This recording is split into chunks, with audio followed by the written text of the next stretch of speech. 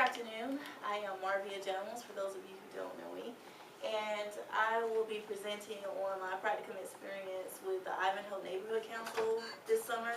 As you know, I had the luxury of working with a couple of different practicum organizations or partner organizations. However, today, for the sake of time, I'll focus on one of them, which was with the Ivanhoe Neighborhood Council.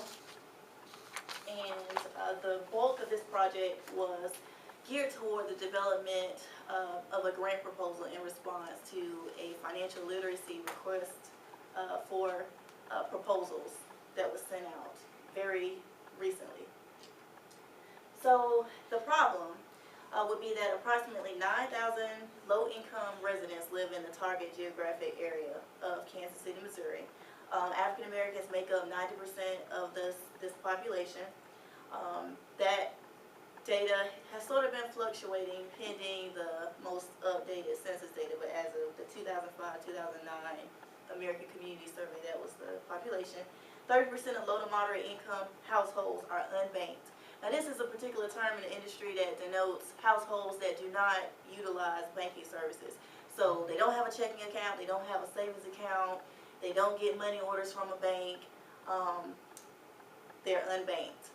There's of the 70%, the rest of the individuals who actually are banked, we found they are underbanked, which means that they are underutilizing the funds or the resources of their bank. So they may have a checking account, but they're cashing their checks somewhere else, they're buying money orders somewhere else. So that is a problem because money order purchases, check cashing, acquisition of personal loans are being conducted elsewhere in these more predatory lending or predatory financial places. So you have people going to payday lenders or these check cashing places that you see on the corners that happen to be concentrated in low-income neighborhoods. Actually, there was a study done by the Urban Council regarding these payday loan vendors, and they found them to be highly concentrated in low-income minority populations, in target areas rather. These are wealth depleting rather than being wealth building resources. If you go to one of these places and you cash your check or you go get a money order, you cannot deposit any money into a savings account there. So what you will get in return, however, is very high interest rates. In these cases we found interest rates as high as 911%.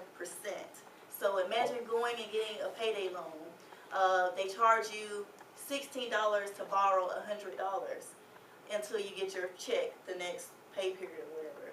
Well, these individuals would get into these cycles whereby by the time you get your check, you can't pay back. You can't afford to pay back what you owe them. So there's no problem. Come back in, sign a new thing, and sign an extension. That'll be another $16.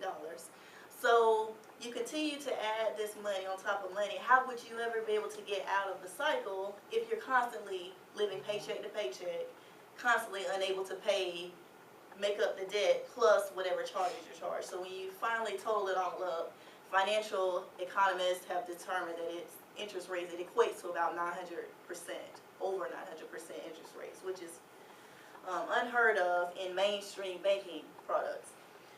The other problem with individuals using these types of resources is that they are lacking access to wealth building assets such as prime loans. So you can't get a home loan at these payday lending places. You can't purchase a car with a decent